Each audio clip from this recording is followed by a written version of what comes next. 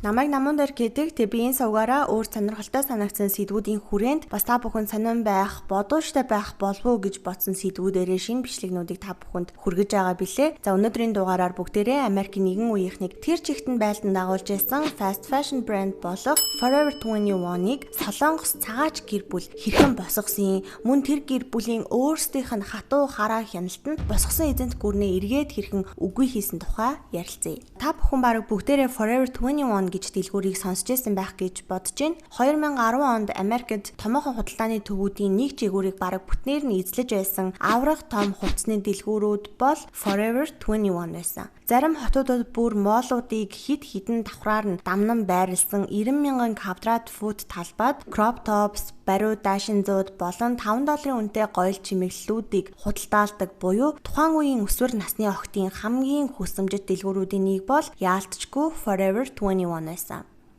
Forever 21 дэлгүүрийн салбарууд бол бүр хаа сайгүй байсан буюу дэлхийн нийт 48 оронд 80 салбар дэлгүүртэй 43,000 ажилтнтай жилд 4,400 сая долларын орлого олж байсан. 1981 онд Америкийн нэгдсэн улсын Лос Анжелес хотод халаасандаа $11,000 бараг л англи хэлгүй ирсэн Солонгос цагаач гэр бүлийн босгосон $5,900 сая үнэлгээ бүхий Forever 21 дэлгүүр харамсалтай нь 2025 он гэхэд Америкийн нэгдсэн улс дахь бүх салбаруудаа хаасан байдаг.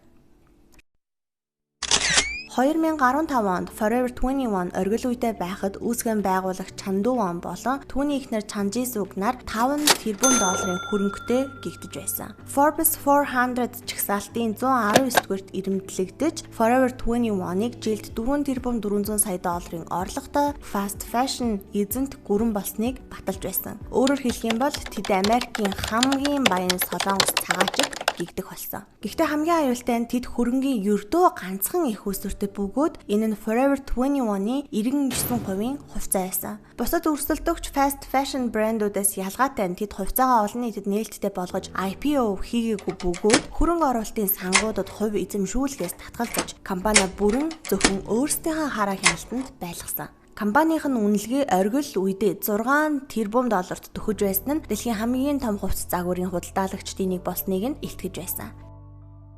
Chandu One буюу үүсгэн байгуулагч нь өөрөө гүйцэтгэх захирлаар нь ажиллаж бүх үйл ажиллагааны шийдвэртэ оролцдог байсан бөгөөд тэрээр 500 дэлгүүртэй болсон хойноч гэсэн бүх салбар дэлгүүрүүдийнхаа түрээсийн гэрээ бүрийг яг өөрөө гардаж шалгаж гарын үсгээ зурж баталдаг байсан. Мөн Chandu One C төвшний бусад захирлуудынхаа зардлын тайлан за тэр байтугай өдрийн хоолны баримт Uber-ээр явсан төлбөрийн баримтыг нь хүртэл нэг бүрчлэн шалгадаг байсан гэгддэг. Мөн түүний хувийн офис нь төв байрныхаа дээд давхарт байрладаг, нэвтрэх эрх нь хязгаарлагдмал, маш нууцлаг байдалтай байдаг гэсэн юм байлээ. Харин эхнэр Chanjisuk нь болохоор merchandising хариуцсан захирал бөгөөд нөхрийнхөө доод давхарт офист суудаг байсан. Түүнтэй уулзалт хийхээр очсон ажилчид нь гарахаас өмнө харуулт нь цүнхээ шалгуулж яаж гардаг байсан гэж байгаа юм. Чан гэр бүлийн хамгийн том бодит хөрөнгө нь Beverly Hills-ийн Copley Place-ийн 101 тоод хаягт байрших харш байсан. Тус харш нь Los Angeles Country Club Golf Course руу харсан 6597 квадрат фит талбай хэмжээтэй байсан бөгөөд тэд энэ харшаа 2008 оны 3 сарын 28-нд $7.5 сая худалдаж авч байсан. За харин тус харшийн одоогийн үнэлгээ нь 20-25 сая Америк доллар орчим гэгддэг. Нэг талаас нь харахад тэдний нэр дээр ямар нэгэн хувийн онгоц дарвуулт зав эсвэл өөр үйл хөдлөх хөрөнгө байгаагүй нь Chandu One-ыг хэр санхүүгийн сахилга баттай хүмбэ гэдгийг нь харуулж байсан. Тэрээр бизнесийн ашгаа хувийн хэрэглээндээ зарцуулах бус бизнестэй дахин хөрөнгө оруулалт хийж бизнесээ өргөжүүлэхийг илүүд үздэг байсан. Харин нөгөө талаасаа тэд олсон бүх ашгаа, бүх баялгаа буцаага зөвхөн Forever 21-ийнхаа хувьцаанд оруулаад байсан нь сүүлдээ тэднийг сүрэлт хүргэсэн гэж хэлж болно. Forever 21-ийн хувьд нийгэмд үзүүлж байсан соёлын нөлөө нь санхүүгийн үзүүлэлтүүдээс ч холд авсан гэж хэлж болно. 2005-аас 2015 оны хооронд яг оргил үедээ байхдаа Америкийн нэгдсэн улсын өсвөр насныхны хамгийн дуртай брэнд гэгдэжсэн. Сүүлийн үед залуучууд өсвөр насныхан бүгдээрээ Lululemon өмсөөл, Labubu аваад, Stanley бариад яваад байсан шиг тухайн үед шопинг хийж л байгаа бол Forever 21-ийн шар өнгөтэй тэр торыг гартаа барьсан явж байх ёстой юм шиг нэг тийм жишг тогтчихсон байсан. Нью-Йоркийн Times Square Fifth Avenue зэрэг хамгийн ашигтай байршлуудад дэлгүүрээ нээсэн зоригтой алхам нь тэднийг fast fashion салбартаа бараг монопол болгож байсан. Мөн нөгөө шарт тор болгоныхоо ёроол хэсэгт нь Жон 3:16 гэх Библийн ишлэлийг хэвлэснээр бизнесийг Христийн шашны номлолтой нэгтгсэн өвөрмөц дүр төрхийг бий болгосон байдаг. Дээр дурдсанчлан чан гэр бүл Америкт анх ирэхдээ энгийн л цагаач хүмүүсийн адил зүдрүүхэн амьдардаг байсан бөгөөд тэдний тэрбумтон болох зам нь Лос Анжелесийн нэгэн шатхуун түгээх станцаас хэрхэн эхэлсэн тухай бүгдээрээ үргэлжлүүлээд ярив. За Чандува нь бол 1954 оны 3 сарын 20-нд Өмнөд Солонгосын түүхэн дэх хамгийн үүмэн самуунтай үе гэгддэг Солонгосын дайн дуусаад ердөө хэдхэн сар болж байхад төрсөн бөгөөд Чандува нь ядуу зүдүү амьдралаар өсөж хүүхэд байхдаа гэр бүлээ тэжээхийн тулд Сөүлийн Мёндун дүүрэгт кофений хүргэлт хийдэг байсан. Тэрээр хизээж коллежид сурж байгаагүй. Харин түүний эхнэр Чан Жисүг болохоор Өмнөд Солонгост үсчин хийдэг байсан нь түүнд хожим Forever 21-ны барааны стратегийг тодорхойлох загвар трендийн мэдрэмж суулгахад нь тус болсон гэж хэлж болно. Залуу хосууд гэрэлснийхаа дараа Солонгос улс хэрхэн дайнд нэрвэгдсэн улсаас яаж аж үйлдвэрлэсэн улс болж хувирахыг нүдэрээ үзсэн. Гэвч улс төрийн тогтворгүй байдал үргэлжилсээр байсан бөгөөд 1979 онд цэргийн удирдагч Пак Чон Хи амнасаа алдаад улс орн нь тодорхойгүй байдалд ороод цэргийн дэглэм тогтсон. Иймээс Чан гэр бүл Хилийн чандад амьдрах боломж хайж 1981 онд Чандуун 27 настайдаа, за Чан Жисүг болохоор 25 настайдаа Хавайд түр амьдраад ногоон карт авсныхаа дараагаар Лос Анжелесийн олон улсын нисэх онгоцны буудалд газарсан байдаг.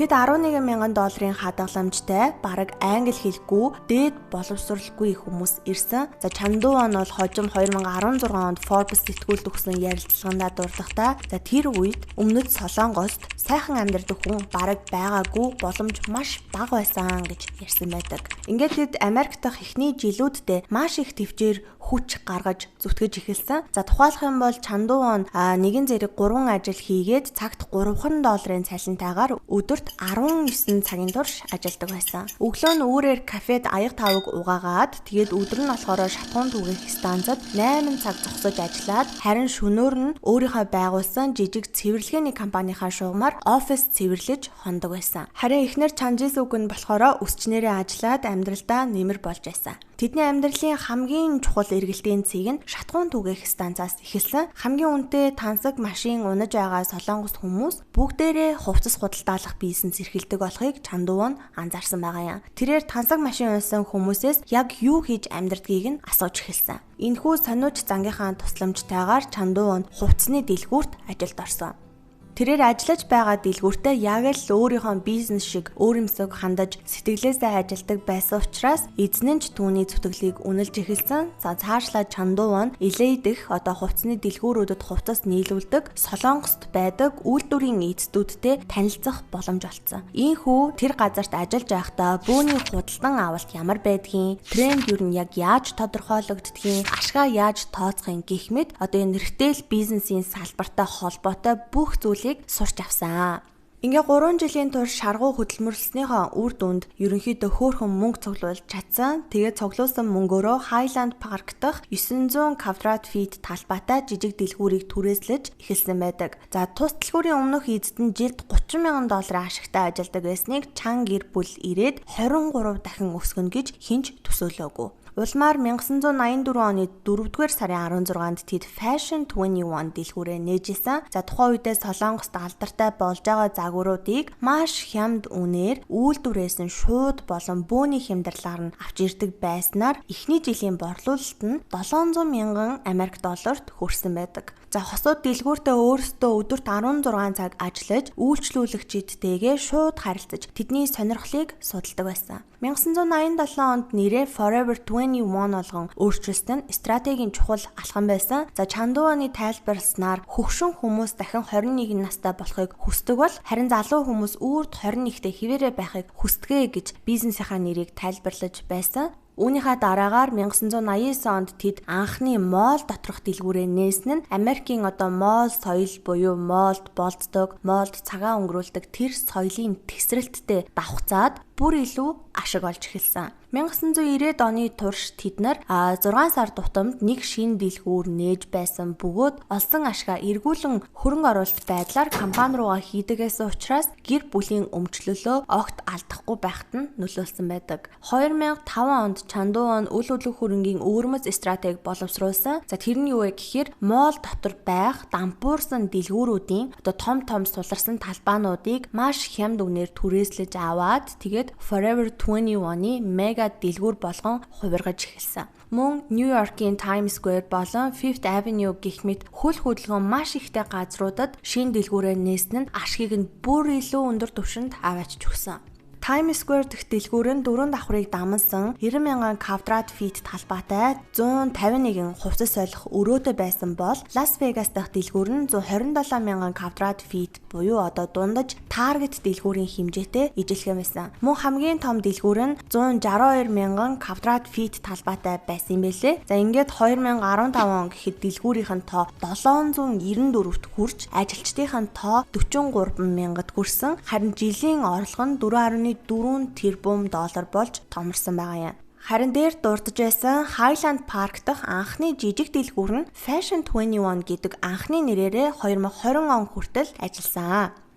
Ингээ компани жижиг дэлгүүрээс эхлээд корпорацийн төвшөнд очсон байгаа ч гэсэн бүх түрээсийн гэрээтэй Чандуун өөрөө танилцаж гарын үсгээ зурж баталдаг байсан. За хэдийгээр түүний охид олох Линда Эстер нар залгамжлагчаар бэлтгэгдэж байсан ч эрх мэдлийг боддоор шилжүүлэх нь маш том асуудалтай байсан. Мөн зохиогчийн эрх гэх мэт энэ компани уналтанд нөлөөсөн зүйлсийг үргэлжлүүлэн яри. Дээр дурдсан амжилтын хажуугаар асуудлууд ч мөн гарч эхэлсэн. За Forever 21 компани 2007-оос 2019 онд зохиогчийн эрх зөрчсөн 50 гаруй нэхэмжлэлтэй нүүр тулсан. Энэ нь Forever 21-ыг загварын ертөнц хувцас худалдаалах энэ бизнесийн салбарын түүхэнд хамгийн их шүүхтэлцсэн худалдааны бизнес гэх гуншин авахт нь хүргэсэн байдаг. Diane von Furstenberg гэх загвар зохион бүтээгч энэ дэлгэцэн дээр харагдаж байгаа өөрийнх нь алдартай Frap Dress-ийг хуулбарлсан гэж Forever 21-ыг шүүхэд өгсөн бол Gwen Stefani-гийн Lamb брэнд өөрсдийнх нь хээ уулзыг дуурайлгасан гэж нэхэмжлэл гаргаж байсан. Мөн Turbato, Anna Suzerac брэндүүд бүгдээрээ гомдол мэдүүлсэн. Яг рационал дүгнэлт өгөх юм бол Forever 21 брэнд нь дээр дурдсан дизайнеруудын бүтээлийг яг ижил шахуу хувилбараар нь үйлдвэрлээд их загварынх нь үнэний 5-10% л тэнцэх хэмжээний буюу маш хямд үнээр зардаг байсан нь бол үнэн. Ингээ үүнээс болж ийм хулгайч үйл ажиллагаагаа зогсоох шаардлага бүхий альбан бичгүүд бол араасаа ирээд цаашлаад тохиролцоонд хүрэх замаар буюу нөлөө бүхий дизайнеруудад их хэмжээний мөнгө төлж асуудлаа шийдэж эхэлсэн. Хуульчийн зардал болон нөхөн төлбөрт нийтдээ 50-100 орчим сая доллар зарцуулсан гэдэг таамаг байдаг. За үүний зэрэгцээ ажилчдын эрх ашигын асуудал ч мөн компанийн нэр хүндэд цохилт өгж эхэлсэн. 2001 оны 10 дугаар сараас эхлэн оюутлын үйлдвэрийн ажилчид хөдөлмөрийн мүлжилгийн байдалтай ажиллаж байгаагаа эсэргүүцэж 3 жилийн турш Америк даяараа бойкот зохион байгуулсан. За 2017 онд Америкийн нэгдсэн улсын хөдөлмөрийн яамнаас Forever 21-д бараа нийлүүлдэг Лос Анжелест байдаг үйлдвэрүүдийг нь шалгасан чинь нийт тэр үйлдвэрүүдийнх нь бүр 85% нь зөрчил илэрсэн учраас ажилчдын нөхөн олгор болон торгуулд 1.3 сая долларыг төлөх шийдвэр гарсан байдаг. Чандуун болон Чанжисук нарын охид Линда Эстер хоёр удирдлагын дараагийн үе болохоор бэлтгэгдэж байсан гэж дээр дурдсан да. За хоёр охин нь бол хоёулаа Ivy League-ийн их сургуулийг төгссөн бөгөөд Линда 32 настайдаа гүйцэтгэх дэд ерөнхийлөгч, за Эстер бол 30 наснда merchandising хариуцсан дэд ерөнхийлөгч болсон байдаг. За ингээд харахад цаасан дээр залгамж халааны төлөвлөгөө маш сайн харагдаж байсан ч гэсэн яг бодит байдал дээр бол Чандуун шийдвэр гаргах эрх мэдлээ охтуудаа хизээж шилжүүлээгүй юм байлээ.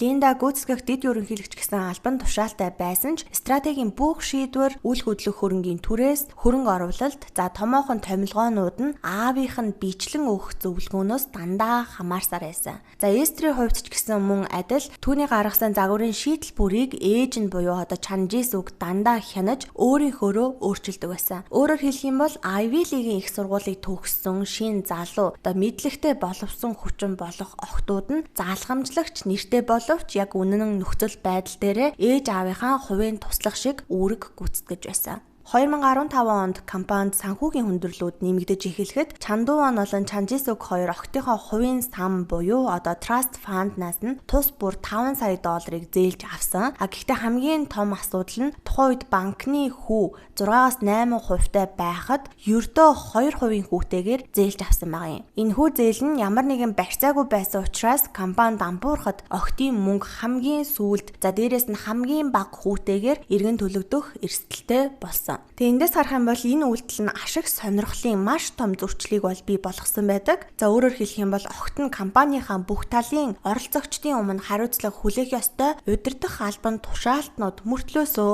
эцэг эх нь гэдэг утгаараа зах зээлийн ханшаас доогуур хүүтэйгээр мөнгийг эцэг эхтэй буюу компанида зээлдүүлсэн. Дараагаар нь 2019 онд Ariana Grande Forever 21-ыг $10 сая нэхэмжлэлээр шүүхэд өгсөн байдаг. За яагаад шүүхэд өгж байгаа вэ гэхээр Forever 21-ы сурталчилгааны зураг авалтын модельийнх нь тэр бүрдүүлсэн лук нь Ariana Grande-гийн Seven Rings гэд клипний дүр төрхийг нь хуулбарлсан байна гэд $10 сая нэхэмжлэлтэйгээр шүүхэд өгсөн байгаа юм.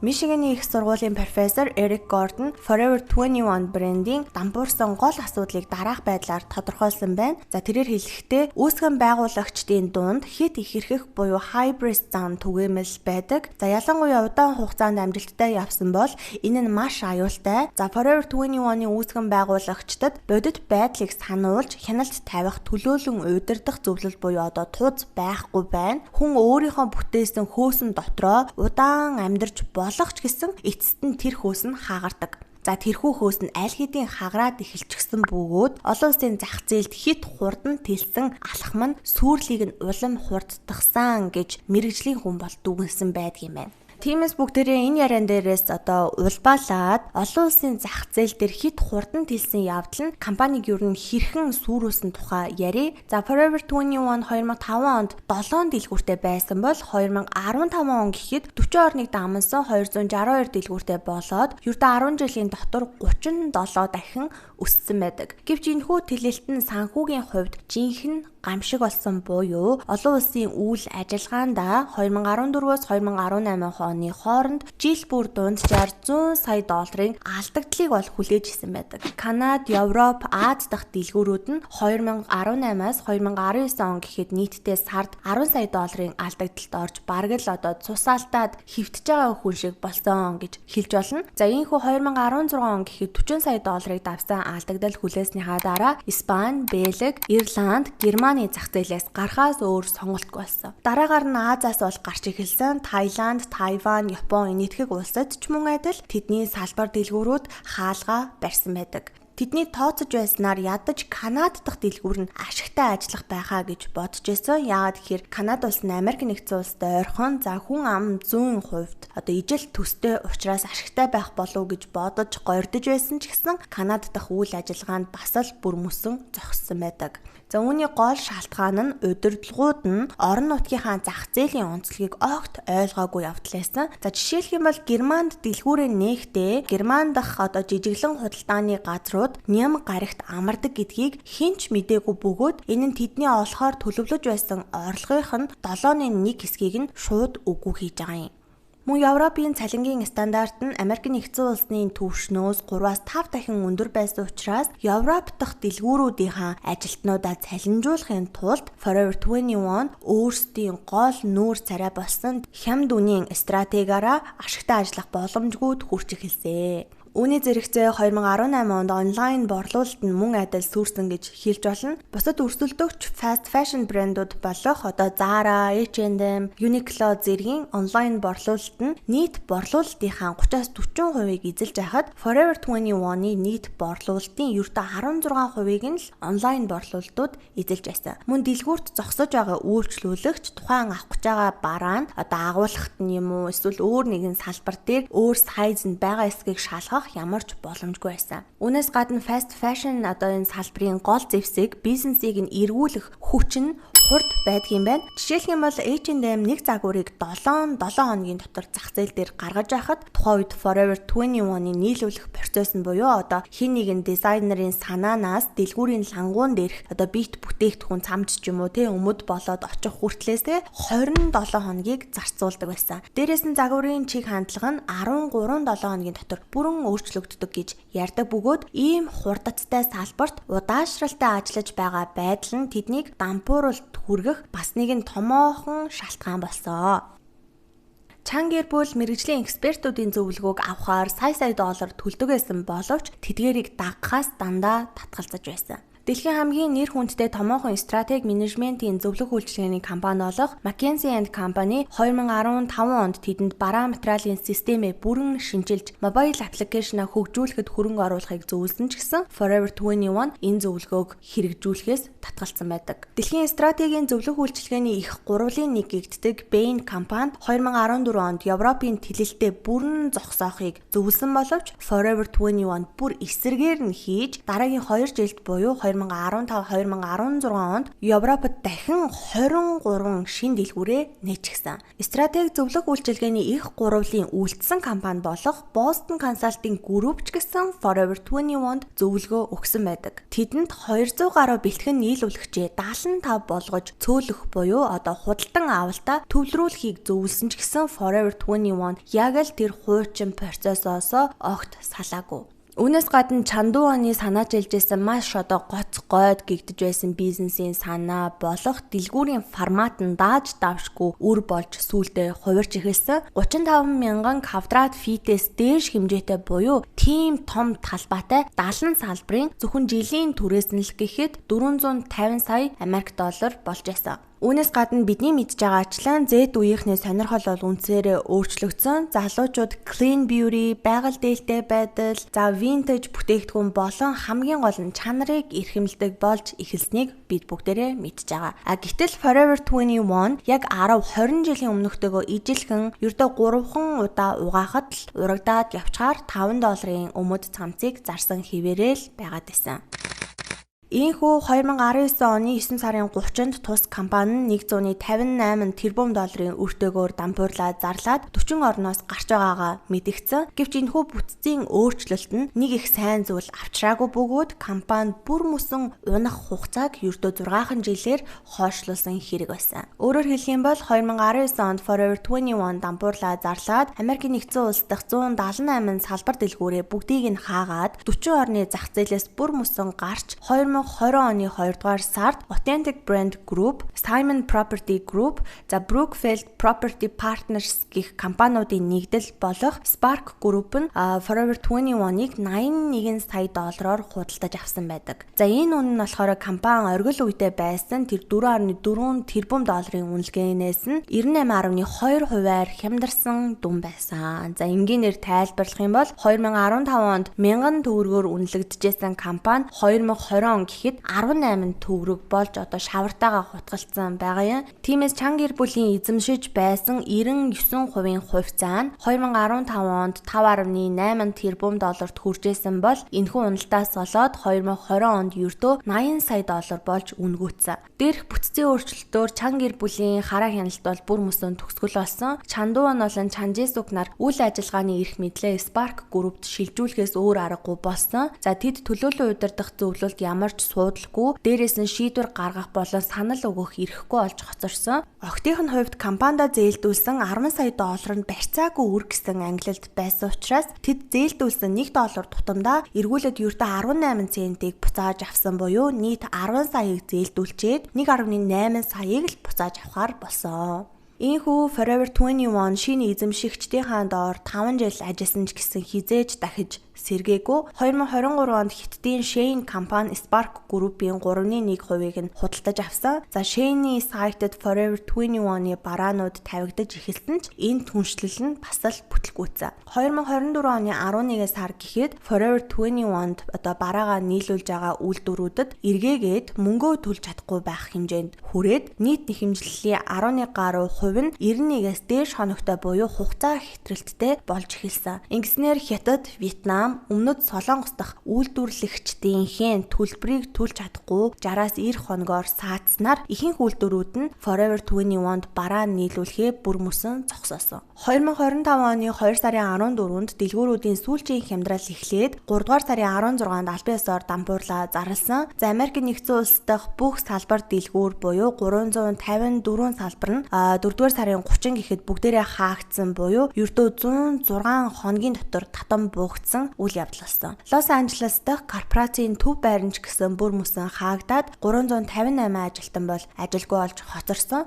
Эндээс харвал чан гэр бүлийн хувьд тэдний хөрөнгө нь агаарт ууршиж алга болсон. 2015 онд тэд 5.9 тэрбум доллартай гэгдэжсэн бол 2019 онд 1.6 тэрбум доллартай болж унсныхаа дараагаар 2020 он гэхэд тэрбумтны статусаа бүрэн алдсан байдаг. 2025 он гэхэд тэдэнд ердөө 500-аас 800 сая долларын хөрөнгөл үлдсэн. Гэхдээ энэхүү 500-аас 800 сая долларын хөрөнгийнх нь ихэнх дүнг нь тэдний нөгөө ганц бодит хөрөнгө нь болох ихэнд дурджсэн Beverly Hills'д байдаг харшийн үнэлгээ бүрдүүлжсэн. Тэгэхээр ердөөсөө ганцхан харштай л үлдсэн гэж хэлж болно.